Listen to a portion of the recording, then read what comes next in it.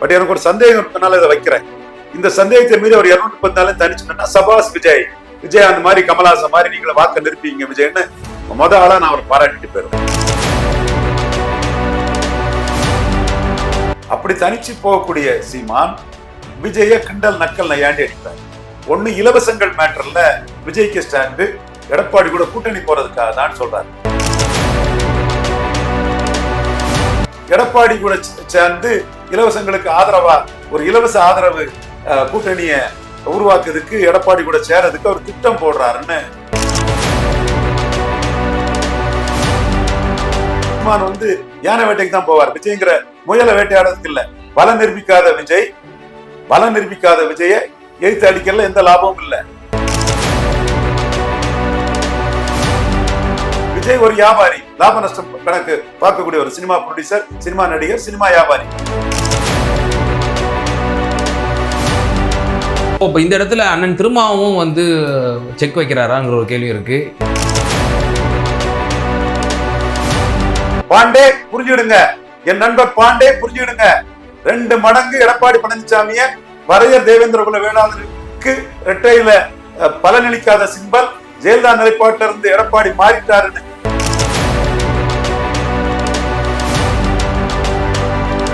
ஆதவ அர்ஜுனா ரெட்டியும் சீமான் மேட்டர்ல தோத்துட்டாரு. சீமான் மேட்டர்ல ஆதவ அர்ஜுனா ரெட்டியும் விஜயும் தோத்துட்டாரு. 2 பேரும் தோத்துட்டாங்க.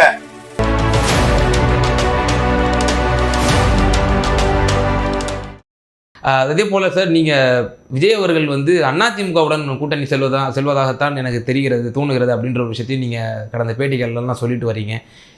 ஆனால் இந்த மாதிரி ஒரு பேச்சு ஓடிய பிறகு ஒரு தனியார் ஒரு பத்திரிகையில தலையங்கமாகவே செய்தி வந்தது. அதற்கு மறுப்பு தெரிவித்து தாவேக்காவினுடைய ஒரு லெட்டர் பேடும் நம்ம வந்து அதை பார்க்குறோம். ஆனால் நீங்கள் வைக்கக்கூடிய அதில் உதாரணங்கள் என்ன சொல்கிறீங்க அப்படின்னா, அருந்ததியர் உள்ளொதுக்கீடு சம்மந்தமாக அவர் வந்து இது மௌனம் காக்குறாரு, அதே போல் இலவசங்களை வந்து அவர் ஆதரிக்க வண்ணமாக இருக்காரு அப்படின்ற ஒரு விஷயத்தெல்லாம் சொல்கிறீங்க. ஆனால் தேர்தலுக்கு இன்னும் 1.5 ஆண்டுகள் இருக்குல்ல சார், அதுக்குள்ளே நீங்கள் வந்து எப்படி அதிமுக வசம் அவர்கள் செல்கிறார்கள் எப்படி நீங்கள் சொல்கிறீங்க? உங்கள் கேள்வி நியாயம் தான் தம்பி, நான் பாராட்டுறேன். அதாவது யாரையும் அபாண்டமான குற்றச்சாட்டு நம்ம சொல்லக்கூடாது. பட் எனக்கு ஒரு சந்தேகம் இருக்கனால இதை வைக்கிறேன். இந்த சந்தேகத்தை மீறி அவர் 214 தனிச்சுட்டா சபாஸ் விஜய் அந்த மாதிரி கமலஹாசன் மாதிரி நீங்கள வாக்க நிற்பீங்க விஜய்னு ஆளா நான் அவர் பாராட்டிட்டு போயிருவேன். அதாவது எனக்கு எந்த மாற்றமும் இல்லை. மீண்டும் சொல்றேன், நத்திங் அகேன்ஸ்ட் விஜய். நான் புலி வேட்டைக்கு போகக்கூடியவன், எலி வேட்டை எனக்கு இல்லை. நான் யானை வேட்டைக்கு போகக்கூடியவன், முயல் வேட்டைக்கு எனக்கு இல்லை. விஜய்க்கு புரியும்னு நினைக்கிறேன். அந்த விஜய் கூட இருக்கக்கூடிய மற்ற அல்ற சில்லறைகளுக்கு அது புரியாது, விஜய்க்கு அது புரியும்னு நான் நினைக்கிறேன். நான் என்ன சொல்ல வரேன்னு என்னோட பார்வையில நான் என்ன நினைக்கிறேன்னா, நாம் தமிழர் சீமான் வந்து தனிச்சு போட்டிடுறாரு. நான் மக்கள்ல இருந்து வந்தவன், 214 தனிச்சு தான் போட்டிடுவேன். பாஜகவை எதிர்ப்பேன், காங்கிரஸை எதிர்ப்பேன், திமுக எதிர்ப்பேன், அதிமுக எதிர்ப்பேன்னு 4 பேரையும் எடுத்து தனிச்சு நிற்கிறாரு. அப்படி தனிச்சு நிற்கிறதுக்கு அவருக்கு ஒரு பேக்கிங் இருக்குது. அது ஜம்ப் ஆகும். மக்கள் வந்து பாரியா நோட்டுக்கு சீட்டுக்கு விலை போகல, தனிச்சு நிற்கிறாயா அப்படிங்கிறதுல சீமான மக்கள் தூக்குவாங்க. அது எதுனாலும் 2026 பிப்ரவரிக்கு மேலதான் முழுமையா தெரியும். சீமான் முழுமையா நிற்பாரு. அது வந்து உத்தரப்பிரதேசம் சம்பல்ல இஸ்லாமிய சகோதரர்கள் துப்பாக்கி சூட்டுல கொலை செய்யப்பட போது அதை வந்து சீமான் எதிர்க்கிறாரு. இது கூட பிஎம்ஓ ஆபீஸுக்கு பாஜக என்னோட எதிரிகள் வந்து பாரியா சீமானை ஆதரிச்சு முஸ்லீம் மேட்டர்ல ரவீந்திரன் பேசுறான்னு வெட்டி அனுப்புவாங்க. அது அனுப்பட்டு நம்ம எல்லாம் மோடிக்காக நம்ம சப்போர்ட் பண்றது உணர்வுபூர்வமானது, அது வேற விஷயம். 29 மோடி பிரதமருங்கெல்லாம் நம்ம காம்ப்ரமைஸ் இல்லாம நிற்போம். ஓகே, அப்போ சீமான் தன்னோட நிலைப்பாடாட்டு அதை எதிர்க்கிறாரு. வெள்ள நிவாரண நிதினு சொல்லும் போது மத்திய அரசு கொடுக்க மாட்டாங்கன்னு திமுக அரசுக்கே ஸ்டாலினுக்கு ஆதரவாட்டு தன்னோட வார்த்தைகளை சொல்றாரு. அப்ப அவர் தனிச்சிருக்கிற கடந்த காலத்தில் கூட தன்னுடைய இனத்தின் எதிரியாக கருதிய ராகுல் காந்தி அவர்களுடைய டிஸ்குவாலிபிகேஷனை கூட ராகுல் காந்திக்கு ஆதரவாக கூட அவர் பேசியிருந்தார். ராகுல் காந்தி ஆதரவா பேசி நான் எதிரான கருத்தை நான் சீமானுக்கு எதிராக வச்சிருந்தேன். இனத்தை அழிச்ச ராகுல் காந்திக்கு ஆதரவா சீமான் பேசியது தவறுங்கிறத நான் இன்னைக்கும் சுட்டி காட்டுறேன். சோ அவர் தனிச்சு நிற்கக்கூடிய ஒரு மூடல தான் அவர் நிற்கிறாரு. தனிச்சுதான் அவரு போவார். அப்படி தனிச்சு போகக்கூடிய சீமான் விஜய கிண்டல் நக்கல் நையாண்டி அடிக்கிறார். ஒண்ணு இலவசங்கள் மேட்டர்ல விஜய்க்கு ஸ்டாண்டு, எடப்பாடி கூட கூட்டணி போறதுக்காக தான் சொல்றாரு. இலவசங்கள் மேட்டர்ல ப்ரோ இன்கம்பன்சில ஜார்க்கண்ட்ல ஹேமந்த் சோரன் ஜெயித்திருக்காப்புல, மகாராஷ்டிராவில் ஷிண்டே பிஜேபி அணி ஜெயித்திருக்காப்புல. அதே இலவசங்கள் இதுல ஸ்டாலினுக்கு ஒரு பெரிய கெயின் வர வாய்ப்பு இருக்கு. இது நான் ஸ்டாலினுக்கு ஒரு கெயின் வர வாய்ப்பு இருக்குன்னு ஜார்க்கண்டையும் மகாராஷ்டிரையும் வச்சு சொன்னா உண்மையை சொல்றேன்யா, சும்மா உடனே ஸ்டாலினுக்கு நான் ஆதரவா பேசுறேன்னு ஒரு கூட்டம் வந்துடும். அது ஒரு அழுகல் மூளை கூட்டம். அது கலைஞருக்குள்ள எதிர்ப்பு, ஸ்டாலினுக்கு எதிர்ப்புன்னு நினைக்கக்கூடிய ஒரு பிரிசனர் ஆஃப் பாஸ்ட் கூட்டம். தமிழறி மணியனையும் பழக்கருப்பையும் தூக்கி கொண்டாடக்கூடிய கூட்டம். அப்டேட் ஆகாம கரண்ட் அரசியல் தெரியாத கூட்டம். நம்ம வந்து தரவுகளோட தான் அதை சொல்றேன். அப்ப சீமான் என்ன பண்றாரு? இலவசங்கள் வந்து நாட்டுக்கு கேடுங்கிற ஒரு முடிவு எடுக்கிறாரு. இலவசங்களை நாட்டுக்கு கேடுங்கிற ஒரு முடிவு எடுக்கிறாரு. இலவசங்களுக்கு எதிரான நிலைப்பாட்டுல சீமான் இருக்கிறாரு. அப்ப இலவசங்களுக்கு ஆதரவான நிலைப்பாட்டுல விஜய் வாராருன்னா, நாளைக்கு எடப்பாடி கூட சேர்ந்து இலவசங்களுக்கு ஆதரவா ஒரு இலவச ஆதரவு கூட்டணிய உருவாக்குறதுக்கு, எடப்பாடி கூட சேரதுக்கு அவர் திட்டம் போடுறாருன்னு சீமான் புரிஞ்சுக்கிட்டாரு. சோ இல்ல, அப்போ நீங்க இதுல இப்படி புரிஞ்சுக்க நான் உள்வாங்கிக்கிறேன். விஜய கருவியா வச்சு எடப்பாடியார் அவர்கள் அட்டாக் பண்றாரு திரு சீமான் அவர்கள். கண்டிப்பா விஜய் வந்து அது சீமான் வந்து யானை வேட்டைக்கு தான் போவார். விஜய்ங்கிற முயலை வேட்டையாடுறதுக்கு இல்ல. பலம் நிரூபிக்காத விஜய எய்த்து அடிக்கல எந்த லாபமும் இல்ல. திரைப்பட கலைஞரான அவரை எல்லா மக்களும் நேசிப்பாங்க. அப்ப எல்லா மக்களாலும் நேசிக்கப்படக்கூடிய ஒருத்தரை, அரசியல்ல பலம் நிரூபிக்காத ஒருத்தரை எதிரியா அடிக்கிறதுல லாபம் இல்லைன்னு சீமானுக்கே தெரியும். அதனாலதான் அந்த பனையூர்ல அந்த நலத்திட்டவாதி வழங்கினதை பாராட்டினார். அவர் அதை பாராட்டினது மூலமா சீமான் விஜய்னு சொல்லி சீமானுக்கு எதிராக வன்மத்தை காட்டின எல்லாரும் ஓடிட்டானா இல்லையா? எத்தனை பேரும் உடனே ஓடிட்டானா இல்லையா? அப்போ சீமான் அதுல குறி வைக்கிறது, நீங்க 10% இடஒதுக்கீட்டுல என்ன நிலைப்பாடு எடுத்தீங்கன்னு விஜய்கிட்ட கேட்கிறாரு. விஜய் 10% இடஒதுக்கீடை பற்றி இதுவரை பேசினா தினமலர் போன்ற பத்திரிகைகள் ஹிட்டிங் போட மாட்டான், விளம்பரம் இது கிடைக்காதுங்கிற அச்சம் கூட அவருக்கு இருக்கலாம். நம்ம தாலிங்க நாடா தொண்டங்கிறனால எங்க எதுல யாரை பற்றியும் நம்ம இது பண்ணக்கூடிய நியாயம் நம்மகிட்ட இருந்ததுன்னா ஆணித்தரமா எங்கேயும் பேசிக்கிட்டு லாப நஷ்ட கணக்கெல்லாம் நம்ம போடுறது இல்ல. விஜய் ஒரு வியாபாரி, லாப நஷ்டம் கணக்கு பார்க்கக்கூடிய ஒரு சினிமா ப்ரொடியூசர், சினிமா நடிகர், சினிமா வியாபாரி. அப்போ அவரு நம்ம 10%க்கு எதிர்த்து நம்ம ஒரு கருத்தை சொல்லிட்டோம்னா தினமலர் நம்மள அப்புறம் எதிராக நம்ம இது ஆரம்பிச்சிருவான். 10% பொறுத்தளவுல நீதிமன்றம் ஒத்துக்கிட்டு மோடி 2வது வர்றதுக்கு அது காரணமா இருந்தது, அது வேற விஷயம். ஆனா அந்த இஷ்யூ வந்து தமிழ்நாட்டுக்குள்ள சீமான் வந்து நீ என்ன பெரிய முன்னேறிய டேஷ், தேவைப்பட்டா என் கூட வந்து பிசி எம்பிசி எஸ்சி கூட இருந்து இடஒதுக்கீடு அடைய, முன்னேறிய மயிரும் வேணுமா இடஒதுக்கீடு வேணுமான்னு ரொம்ப கடுமையா பேசுறாரு. ஸ்டாலின் பிரின்சிபல் பொலிட்டிஷனா அதுல இருக்கிறாரு, சீமான் அதுல ரொம்ப கடுமையா பேசுறாரு. அப்ப சீமான் ரொம்ப கடுமையா பேசக்கூடிய இதுல எடப்பாடி இன்னும் முடிவை சொல்லல. ஆல் பார்ட்டி மீட்டிங் போட்டாரே தவிர அதுல தன்னோட முடிவை சொல்லல. அப்ப எடப்பாடி அங்க சீமான் லாக் பண்றாரு. அது யாரை வச்சு லாக் பண்றாரு? விஜய வச்சு லாக் பண்றாரு.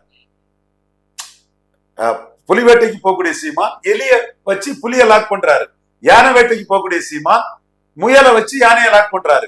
விஜய வச்சு எடப்பாடி பழனிசாமி லாக் பண்றாரு.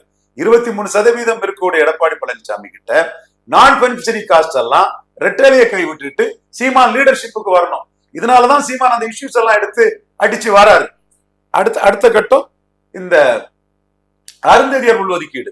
10% இடஒதுக்கீட்டுல விஜய் இன்னும் கருத்தை சொல்லல. அடுத்து அருந்ததியர் உள்ஒதுக்கீடு வராரு. அருந்ததியர் உள்ஒதுக்கீடு அதுல வந்து கலைஞர் கொடுத்தாரு. கலைஞர் கொடுத்ததை நான் ஆதரிச்சேன் அன்னைக்கு, இன்னைக்கு நான் ஆதரிக்கிறேன். அதை வந்து மோடி சப் கேட்டகரைசேஷன்ல ரெகுலரைஸ் பண்ணி விட்டுட்டாரு. அதை ஜெயலலிதா அம்மையார் எதிர்த்தாங்க. ஜெயலலிதா அம்மையார் வந்து கலைஞருக்கு அதிகாரம் இல்லைன்னு எதிர்த்ததை கான்ஸ்டன்ட் ரவீந்திரன் கூட ஜெயலலிதா அம்மையார் எதிர்த்ததை ஒரு விவாதத்துல வந்து ஆதாரப்பூர்வமா கொடுத்தாப்புல. எதிர்த்ததை எடப்பாடி பழனிசாமி ஆதரிக்கிறார். இப்போ சீமான் எடப்பாடி பழனிசாமி இதுல செக் பண்றாரு. ஜெயலலிதா இருந்த ரெட்டல வேற, அது அருந்ததியர் உள்ஒதுக்கீடு ஆதரிக்காத ரெட்டல. ஜெயலலிதாவுக்கு ரெட்டல பறையர் தேவேந்திர குல வேளாளர் சாம்பவர் ஆதி திராவிடர், சீமான் ஆதி தமிழர் பாரு, ஆதி திராவிடர் பாதிப்புகளை அக்கறையோட கரிசனத்தோட பார்த்த ரெட்டையில, ஆனா எடப்பாடி கையில இருக்கக்கூடிய ரெட்டையில பறையர் தேவேந்திர குல வேளாளர்களுக்கு எந்த பலனும் அளிக்காத ரெட்டையில. அவர்களுக்காக நான் தான் நிற்கிறேன், நான் வந்து 5% உயர்த்தி கொடுக்கணும்னு சீமான் அந்த இடத்துக்குள்ள.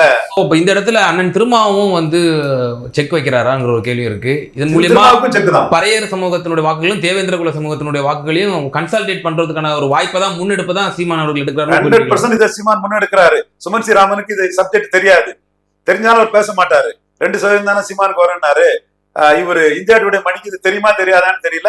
நான் சகோதரரை பார்க்கும்போது இப்படி இருக்கு, உங்க பேரை கெடுத்துக்கிடாதீங்க இந்தியா டுடே மணின்னு அவரை நான் என்லைட்டன் பண்ண முடியும் பார்க்கும்போது. சோ இது பல அரசியல் விமர்சகர்களுக்கும் இந்த உண்மை தெரியல. ரெட்டலையில் பலனில்லாத சமூகங்களை தன் தலைமைக்கு எடுக்கணும். சீமானுக்கு என்ன சின்னன்னு யாருக்குமே தெரியாது. சீமான் தலைமையை பார்த்து அந்த மக்கள் வந்துருவாங்க. நமக்காக தான் சீமான் நிற்கிறாங்கிறது அந்த மக்களுக்கு தெரியும். அந்த மக்கள் சீமானுக்கு வருவாங்க. அதுதான் வீகம். அந்த வீகத்துல விஜய பகடக்காய வச்சு விளையாடுறாரு. எப்படின்னா உள்ஒதுக்கீட்டுல உங்க கருத்தை சொல்லுங்க விஜய்னு உள்ஒதுக்கீட்டுல சீமான் 5% பறையர்களுக்கும் தேவேந்திர குல வேளாளர்களுக்கும் உயர்த்தி கொடுக்கணுங்கிற இதை நிற்கிறாருன்னு சொல்லும் போது, ஜெயலலிதாவை ஆதரிச்ச பறையர்களும் தேவேந்திர குல வேளாளர்களும் நிலைப்பாட்டை மாத்தின எடப்பாடி பழனிசாமி தலைமையில எடப்பாடி பழனிசாமி கையில இருக்கக்கூடிய ரெட்டலையை தூக்கி எறிஞ்சு தன் லீடர்ஷிப்புக்கு வரணும். தனக்கு என்ன சிம்பலோ அந்த சிம்பலுக்கு வரணுங்கிறதா சீமானுக்கு அரசியல் பீகம். இதை சுமன் ஸ்ரீராமன் தெரிஞ்சாலும் கில்லிங் சைலண்ட் பண்ணுவாரு. குபேந்திரன் தெரிஞ்சாலும் கில்லிங் சைலண்ட் பண்ணுவாப்புல. லட்சுமணன் தெரிஞ்சாலும் கில்லிங் சைலண்ட் பண்ணுவாப்புல. இந்தியா டுடே மணி தெரிஞ்சா, உண்மையை தெரிஞ்சா ஒரு நாணயமா நேர்மையா பேசிடுவாரு நம்புறேன். அப்போ கில்லிங் சைலன்ஸ் இந்த விஷயத்துல ஆகக்கூடிய இடத்துல நான் உடைச்சு ஆணித்தரமா பேசுறேன். அதுல எனக்கு நோக்கமும் இருக்குது. மிதுன் பழனிசாமி ஐயர நாடார் என்ன செய்திட முடியும்னு சொன்ன அந்த சவாலுக்கு எடப்பாடி பழனிசாமி 15% நிறுத்தணும்னு சொல்லும் போது, இந்த மக்கள் மத்தியில எடப்பாடி பழனிசாமி உங்களுக்கு ஆதரவா இல்லைங்கிறத எக்ஸ்போஸ் பண்ணினாதான் இந்த மக்கள் எடப்பாடி பழனிசாமியை விட்டு வெளியேறுவாங்க.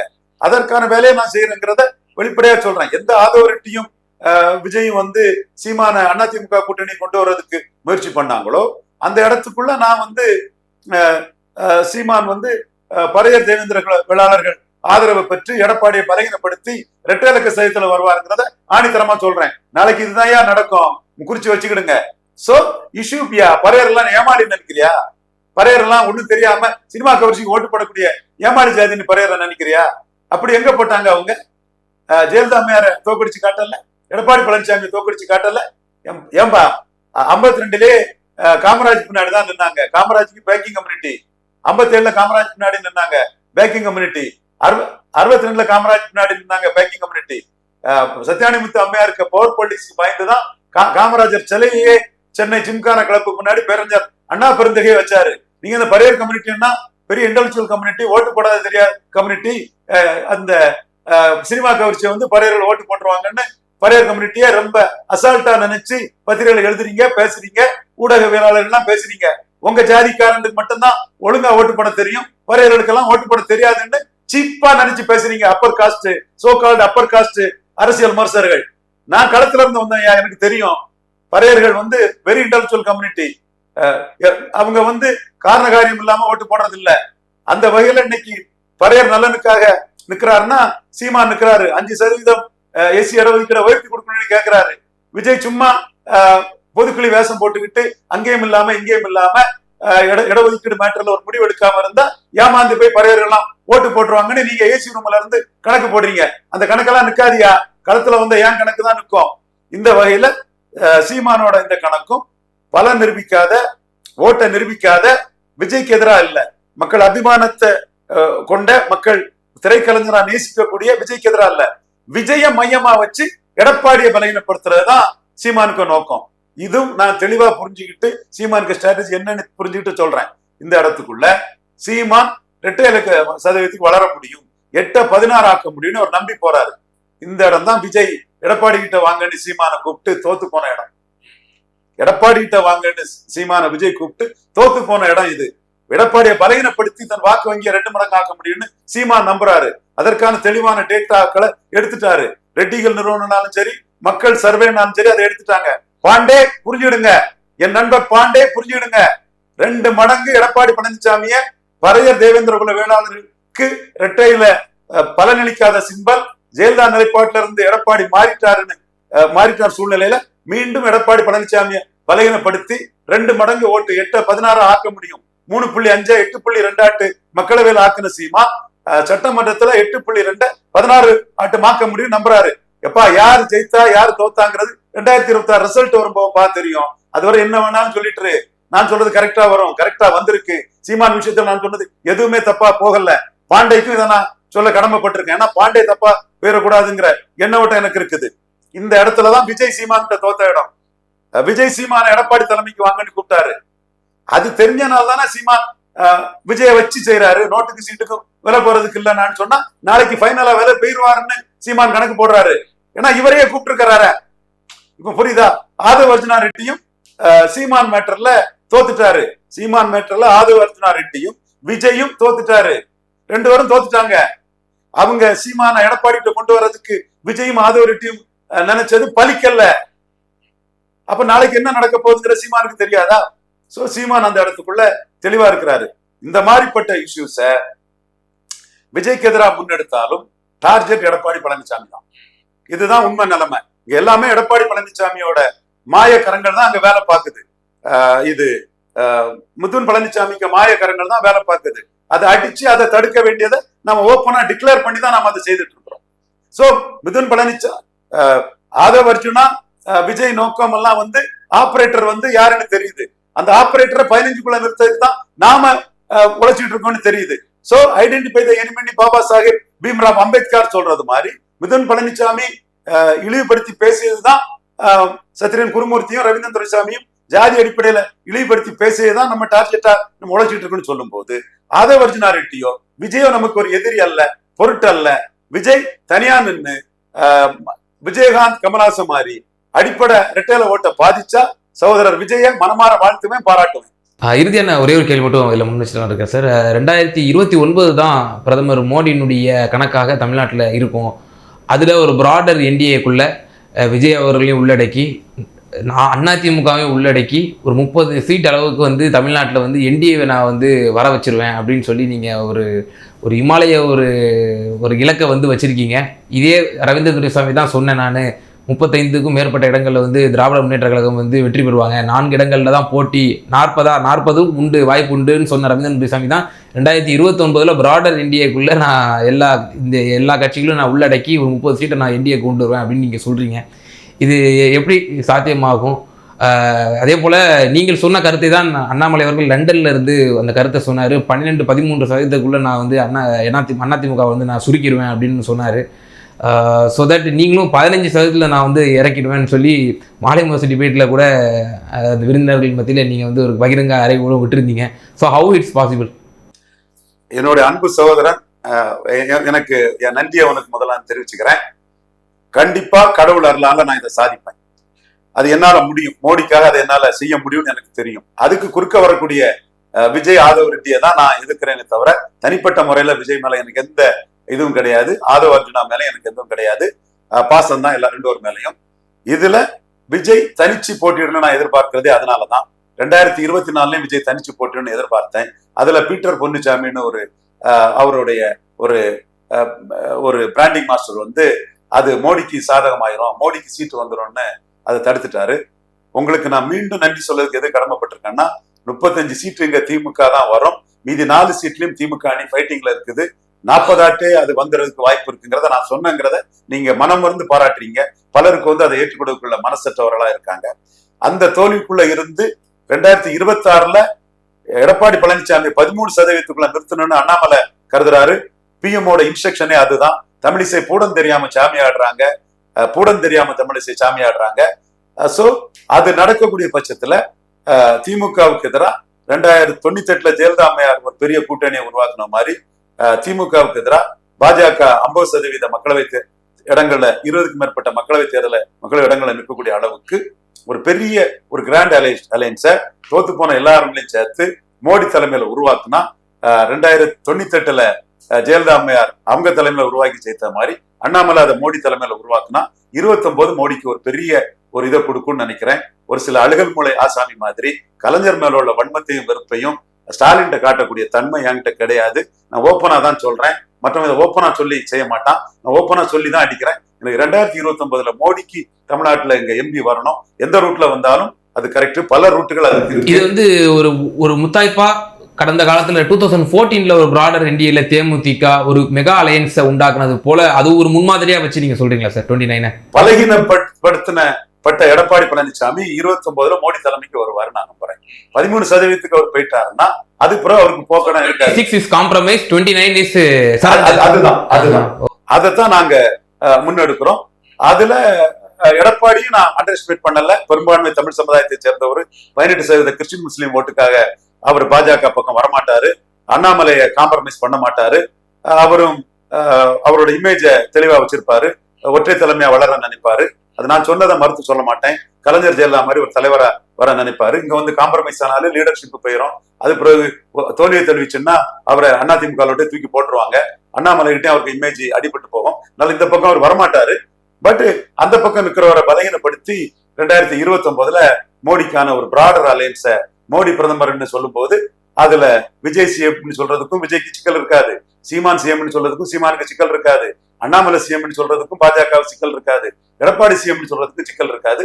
எல்லா சிஎம் கேண்டிடேட்ஸையும் மோடி தலைமையில பிஎம் கேண்டிடேட்டுக்குள்ள கொண்டு வந்து காங்கிரஸ் பாரசைட் ஒட்டுண்ணி காங்கிரஸுக்கு பாடம் படிச்சு கொடுக்கணும். எங்களுக்கு ஸ்டாலின் மேல உள்ள இதுவே காங்கிரஸ் அலையன்ஸ்ல ஸ்டாலின் இருக்கிறாங்கிறதா எங்களுக்கு பிரச்சனையே தவிர, மோடி சொன்னது மாதிரி எமர்ஜென்சி ஒரு முதல்வர் மு.க. ஸ்டாலினின் முதல்வர் முத்தமிழறிஞர் கலைஞரின் மகன் என்பதா எமர்ஜென்சியில் ஸ்டாலின் செய்யப்பட்டாருங்கிற மோடிக்கு எண்ண ஓட்டம் தான் ரவீந்திரன் துரைசாமிக்கு எண்ண ஓட்டம். மோடி கருத்து தான் ரவீந்திரன் துரைசாமிக்கு கருத்து. What is embedded in Modi's mind could be rekindled by our RDT. இல்ல 26ல பிஜேபியை வந்து, அதாவது பிஜேபி அதிமுக கிராஸ் பண்ணிடணும்னு நீங்க நம்புறீங்க. 18% கிராஸ் பண்ணிடுவாங்க, 20 above வந்துருவாங்கன்றீங்க.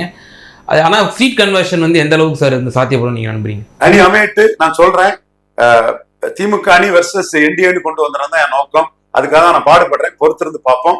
மற்றதெல்லாம் இப்ஸ் அண்ட் பட்ஸ் நிறைய இருக்குது. எடப்பாடி 3ஆவது இடம் தள்ளுறதுதான் 2029 மோடிக்கு லாபம். அவர் எம்பவர் ஆயிட்டாருன்னா காங்கிரஸுக்கு 20 சீட் ஆஃபர் கொடுப்பாரு. அதை தடுக்கணும். மோடிக்காக திங்க் பண்றோம், மோடிக்காக நாங்க செயல்படுறோம். மோடிக்கு இது தெரியும். குப்பனும் சுப்பனும் எவனும் என்ன சொன்னாலும் we don't care. ஏன்னா பதவிக்காக கூட மோடிக்காக நாங்க நிக்கல. மோடியை 4வது முறை பிரதமராக கொண்டு வரணும் நாங்க நிக்கிறோம். அண்ணாமலைக்கு இது தெரியும், ஆடிட்டர் குருமூர்த்திக்கும் தெரியும். மற்ற டாம் டிக் அண்ட் ஹரி என்ன பேசினாலும் we did not bother about that. நன்றி. ஓகே, நன்றி, வணக்கம்.